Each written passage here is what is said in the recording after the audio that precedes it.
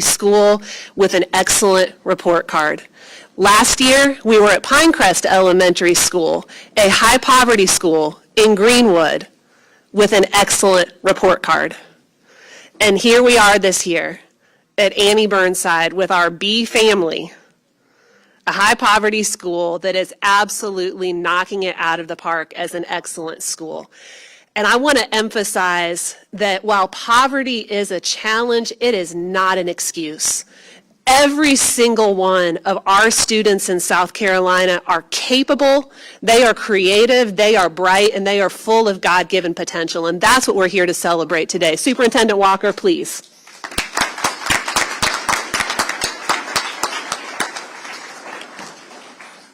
So first of all, good morning. I want to start by just thanking, first of all, our state superintendent, Alan Weaver, for being here, the Education Oversight Committee. I believe strongly that success doesn't happen by accident, it happens by design. And success isn't magical, it's patterned and well executed. And so it takes support from at all levels to get that done. I want to thank our Board of Commissioners who are here for making what I think is one of the best decisions ever, hiring me to be their superintendent. And so, which allows, there you go, we'll take it.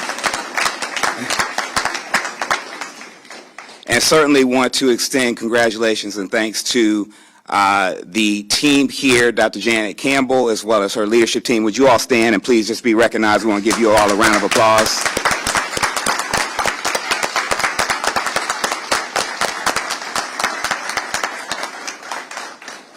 I would be remiss if I didn't also acknowledge the central office team that's here, all of the leaders from teaching and learning and schools and all of the departments that make such a difference for the work that we have to do.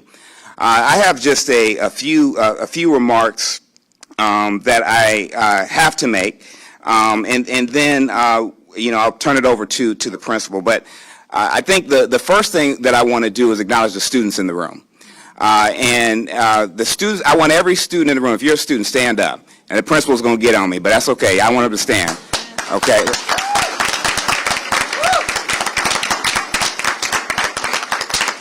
And I want those students in the room to repeat after me. Say, I am somebody. I can. I will. I did. Say it again. Say, I am somebody. I can. I will. I did. All right, let's give them a round of applause. You may be seated.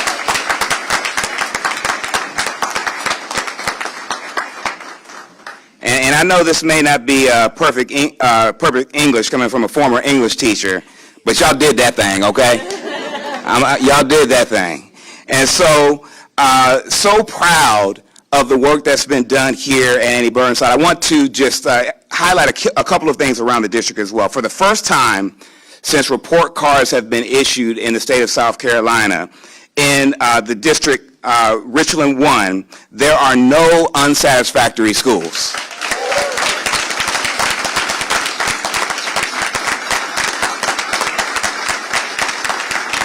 That's huge. There ought to be somebody standing on your feet. There are no unsatisfactory schools.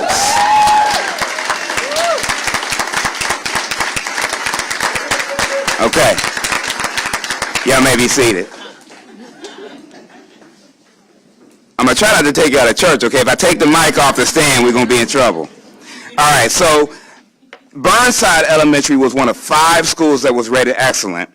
Others were Brockman Elementary, Brennan Elementary, Satchel Ford Elementary, and Richland 1 Middle College. I want to especially highlight Burnside because they moved y'all from average to excellent. They moved 2 levels. That is huge.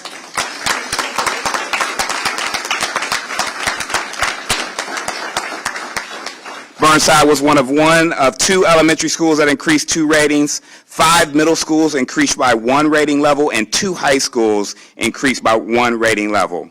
The district graduation rate is also up to 84.1%, and college and career readiness increased to 73.3%. That's up 13.9 percentage points.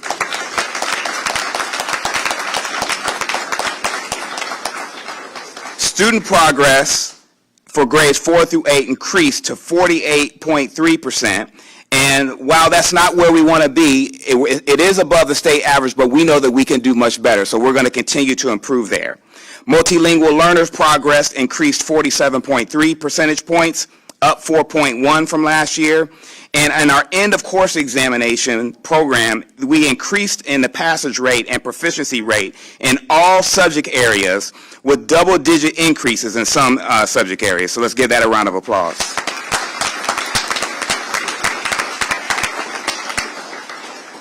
Lastly, we saw increases in the percentage of students in grades 3 through 8 meets and exceeds in English language arts and in math.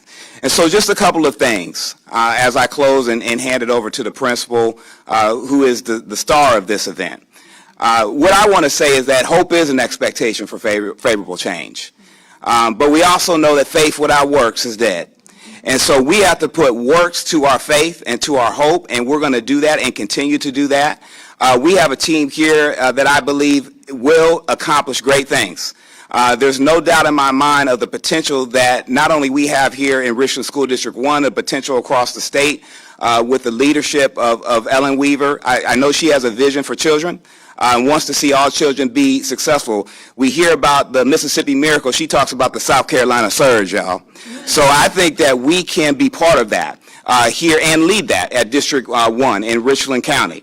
I believe that we have the people, the leaders, and all the assets and resources that we need to accomplish extraordinary things. So I want you to continue to be encouraged, and I want you to give a big round of applause to Dr. Janet Campbell as she comes.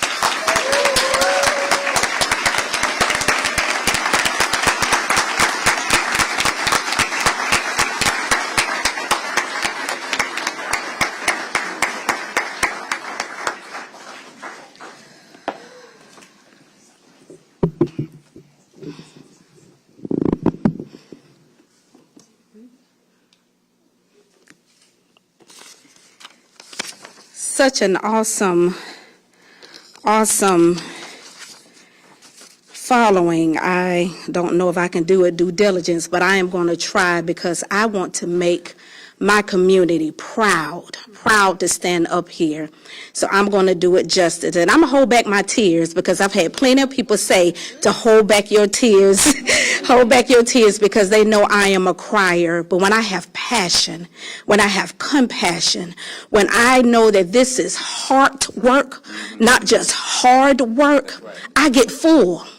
I got full this morning worshiping and just thinking about what is all to come and what this press conference meant for my school, for my community. I called my mom and I said, Mom, hold me back because I don't want to mess up my makeup. This is the most makeup that I wear, but I didn't want to mess it up, but I needed to get it out to be ready for what's to come, to be ready to make my students, my community, my staff proud.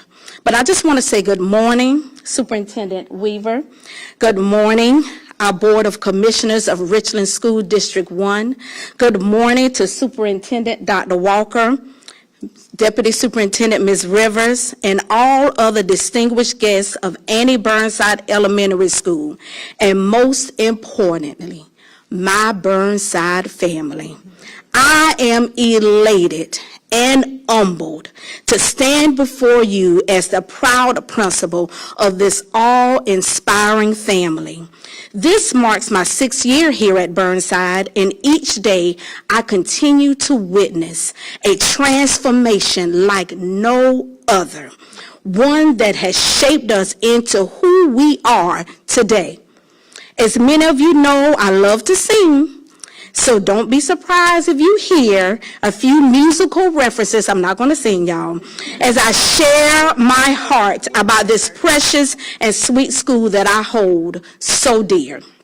The tenacity, the grit, the courageous spirit of our staff, students, and stakeholders are reasons why we stand tall, we stand strong, we stand boldly and fierce, blocking any negativity that dares to suggest our children cannot learn or grow. We are an exemplary example of resilience, perseverance, and a growth mindset.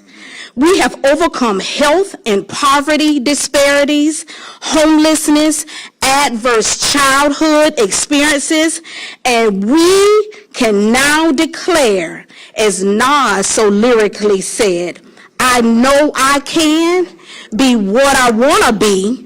If I work hard at it, I'll be where I want to be. At Burnside, every individual plays a vital role in shaping the hearts and minds of our children, whether it's our custodians, our cafeteria staff, our paraprofessionals, or our foster grandparents. Each one invests physically, mentally, socially, and emotionally to uplift our students. They encourage them to fight, to never give up, and to push until something happens. What is not planted, watered, and nurtured cannot grow. At Burnside, we cultivate a family-friendly, positive, and spirited environment where students are encouraged to think critically and solve problems creatively. While challenges arise, and they do arise, we meet them with structure, purpose, and open discussions that value diverse perspectives. This aligns perfectly with our vision, for at Burnside, we are intentionally with every child, every day, working together with parents, staff, and stakeholders to strive to create a culturally responsive environment that nurtures academic achievement, safety, and emotional growth for every student. Our academic gains are no coincidence. They are the result of setting measurable goals, challenging our students to reach them, and supporting them along the way. We set very high expectations, and our students, they met every last one of them with fortitude, determination, and pride. At Burnside, I can't is not an option. We replace it with, I believe in the impossible. I strive to be the very best. I shine my light for all to see, because anything is possible when you believe, as Fantasia so beautifully sang. Our staff provides opportunities for our students to not just fly, but to soar. Our school theme at Burnside, Be a Hero, which you've probably seen around Burnside, it embodies this spirit, empowering staff, students, and parents to use their superhero powers and strengths to make a positive impact and save the day. Through our intentional review of student achievement data, teacher quality, and school climate, we continuously monitor and adjust our practices to grow stronger as a school community. I stand here merely as a small symbol of our superhero squad, representing the incredible staff and students who could not all be here today on this stage, but who are always with me in spirit. Our staff are among the most dedicated, and some of them are in here today. If we have some staff in here, if you could please stand. Miss Marriott, you as well. Yes, yes, yes, yes. Our staff are among the most dedicated, committed, and dependable individuals I have ever worked with. They show up each day and every day to do the hard work and not just the hard work. A special shout out also must go to our custodial staff, because when you walk into Burnside, you walk into a space that is clean, pristine, safe, and ready to thrive. I am also proud, oh yes, I am also proud to have with me today a small group of our students who represent the larger body of our young scholars that are the true reason for our success. Carrie Underwood says it best. You are invincible, unbreakable, unstoppable, unshakable. You may get knocked down, but you always get back up again. You are champions, boys and girls. You are the true champions, and you make me immensely proud.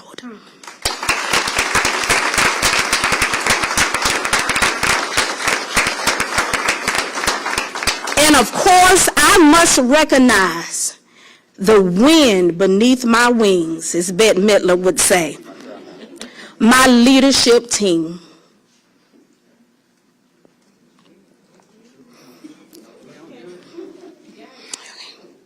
Not gonna do it, Ms. Boyd, not gonna do it. My assistant principal, Mr. Thomas K. Roof, if you could please stand.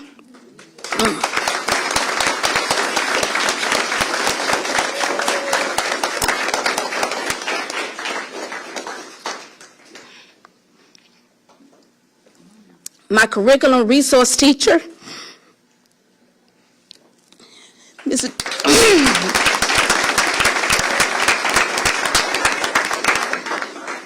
Boyd. My reading coach, Ms. Shakina Clark.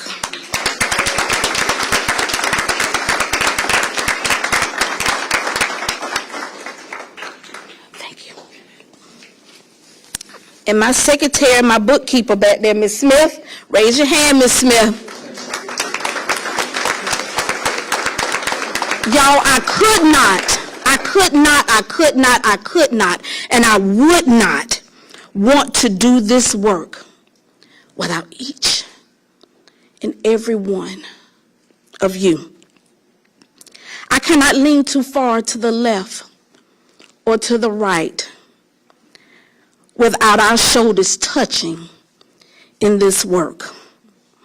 We are a dynamic team, united by purpose and by passion, supporting our staff each and every day. They are the true boots on the ground. I would also like to acknowledge the two people of who raised me up to stand on mountains and to be more than I can be. I am strong because I stand on their shoulders. So majestically sung by Josh Groban. My parents, Mr. James Campbell and Miss Julia Campbell, if y'all could stand, Mom and Dad.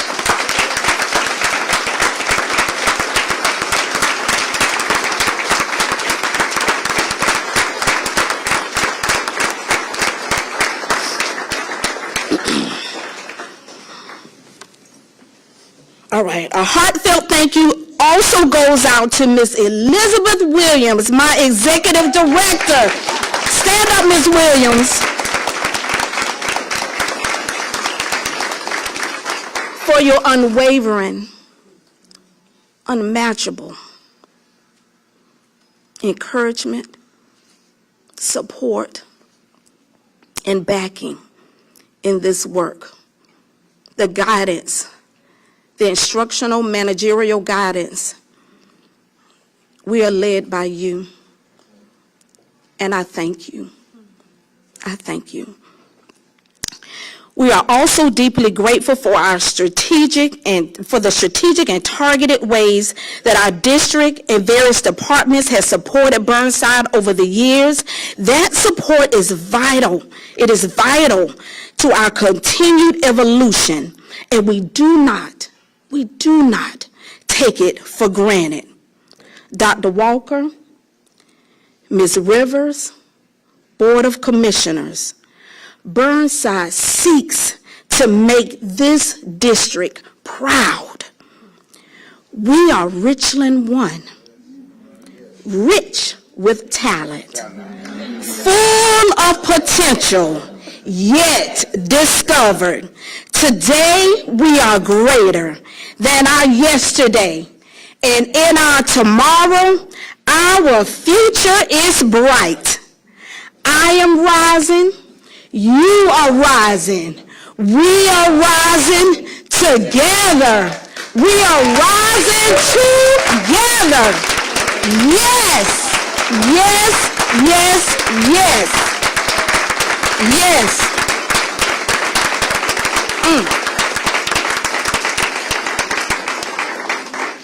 Mr. K. Ruth and I end our day daily with our Burnside Bees, with an announcement every day. And boys and girls, you can help me with this.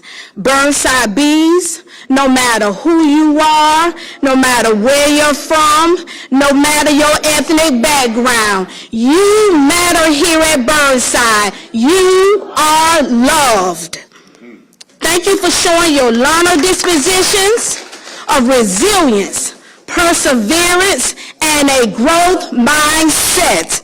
That is said every day. We do not only say it, but we show it. And not just Mr. K. Ruth and I, but our staff, our community, our parents. We have our PTO president is here and another one of our board members here. If y'all could raise your hand. All right, Ms. Ryans, Ms. Shanahan. Every day we show that. And our learner dispositions is why our students scored excellent, why our students are excellent, of that resilience, perseverance, and a growth mindset. Now it brings me immense joy to introduce a shining star of our Burnside staff, a teacher who has served this school faithfully longer than any other staff here at Burnside and probably in the district. All right, her deep content knowledge, awareness, and passion for teaching are evident in all that she does. Time and time again, she has proven that under her guidance, her students grow, they thrive, and they excel. She always says to me, I will always do it for you, Dr. Campbell. Anything for you, for our students. I reciprocate that same sentiment, and I will do anything for you as well.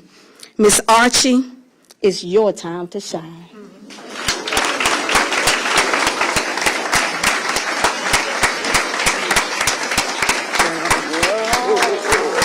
Love you.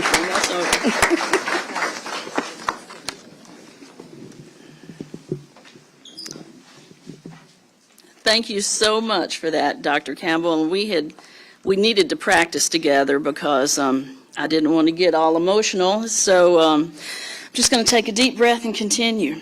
Good morning. Good morning. My name is Nancy Archie, and it is my honor to be here today to speak on behalf of my Burnside Elementary. I have been an educator in fabulous Richland 1 for 30 plus years. We'll just leave it at that. But what makes me different from most is that I've taught at Burnside the entire time. When I moved from Mississippi to South Carolina, I knew I wanted to work in a small school that had a neighborhood feel. And I found Burnside back in, at the time, a very undeveloped area, and I just knew this was the place for me. The school was made up of 2 separate wings with a standalone cafeteria. Imagine trying to get coats and hats on first graders every day just to come to lunch.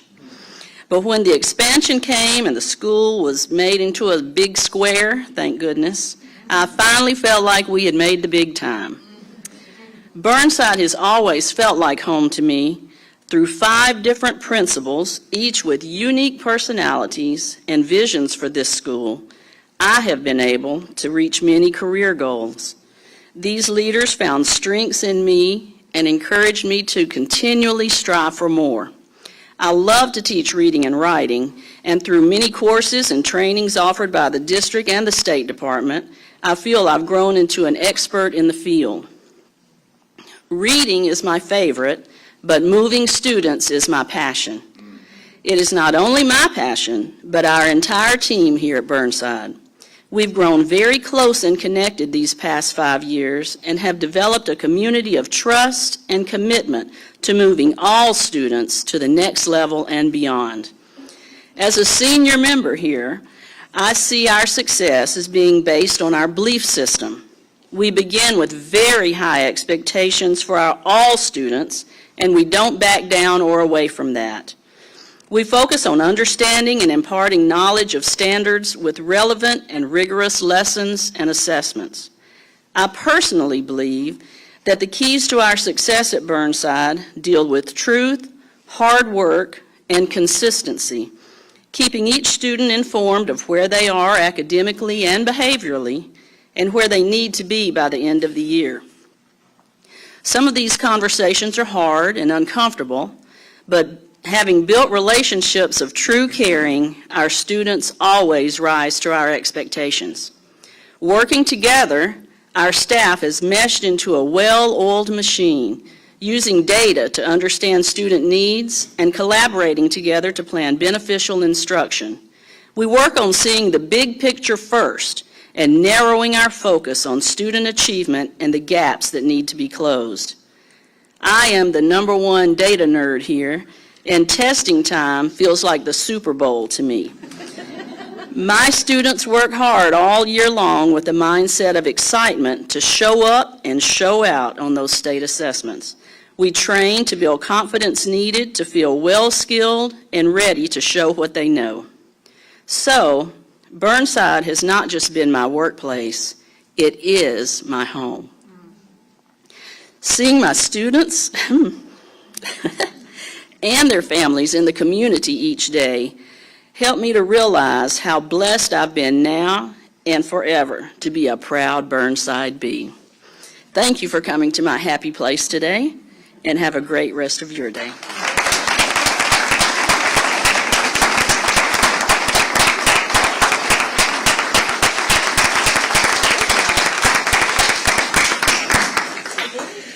Whew, I don't know about y'all, but I feel like I've been to church. What a way to start the day. Are y'all excited for education here in Richland 1? Are you excited for education in South Carolina? We are going straight to the top, y'all, with the leadership of the incredible educators that are represented here today. And I know you will find it no surprise that in the Beating the Odds study that the Education Oversight Committee has performed, what is the secret sauce of every Beating the Odds school? An amazing principal. An amazing principal.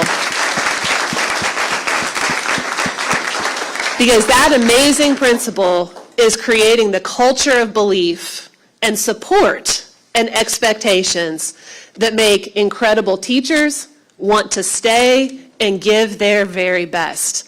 And so to see this magic here at Annie Burnside is just such an incredible gift. So thank you all so much for being with us today. We're happy to take on-topic questions now from the media, and then we're going to let these boys and girls get back to their school day. So are there any on-topic questions? Yes, ma'am. Hey, Superintendent Weaver. Looking ahead to the other opportunities for growth next year, where can we potentially expect in your budget request for next session or any policy priorities for lawmakers to continue this progress? Yeah, thank you for that question. So the #1 thing that we have to do to support student learning is take care of our teachers. And so you are going to see me request an across-the-board increase for every teacher to get our minimum starting salary to $50,000 at least by the beginning of the next school year. That's a #1 priority. We also have a number of strategic compensation initiatives that we are pursuing, the strategic compensation pilot grants that we have just handed out the first year of those to support our teachers who are making exceptional growth in their student data, especially in those foundational subjects of reading and math. But then also career ladders. How are we going to incentivize our best teachers to stay in the classroom? Some great teachers may want to pursue the administrative track, and that may be their gift. But that shouldn't be the only pathway available to teachers for professional advancement. We want to keep our very greatest teachers who want to stay in the classroom. And so we want to reward those teachers by designating them as mentors to other teachers and then paying them accordingly for that expertise. So those are some of my big priorities going forward. The General Assembly has already come to the table with significant support, as Chair Allen referenced, for our Palmetto Math Project. project. We just now are in the beginning stages of really rolling that out, just like we did our literacy work, and so that's going to continue to be a targeted focus of our work at the Department of Education. Other questions? Got one more for you. Can you explain the difference in how the state measures, I mean, I think graduation rate's pretty self-explanatory, but how that differs from how the state measures college and career readiness, and why there is a shrinking gap, but potentially a gap in the state between those two? Well, you know, in South Carolina, we used to have a South Carolina exit exam that created clear criteria for what it meant to graduate from a South Carolina high school. We no longer have that exam, and instead we have different indicators that are defined as college or career ready. So it could be a score on the SAT, a score on the SAT, a score on the ASVAB. It could be getting credit for an AP class or an IB class, or becoming a CTE completer. So there are many different pathways to college and career readiness. And what we have been working on with the EOC over the years is continually refining and strengthening those indicators to ensure that when students leave our high schools, that when they're going into the workforce, that they are meeting the expectations of the employers that are hiring them. When they are going into higher education, that they are ready to do that post-secondary level work without remediation. And so continuing to close those gaps is a top priority for us here in South Carolina, because we have to make sure that our diplomas are worth more than the piece of paper that they are written on.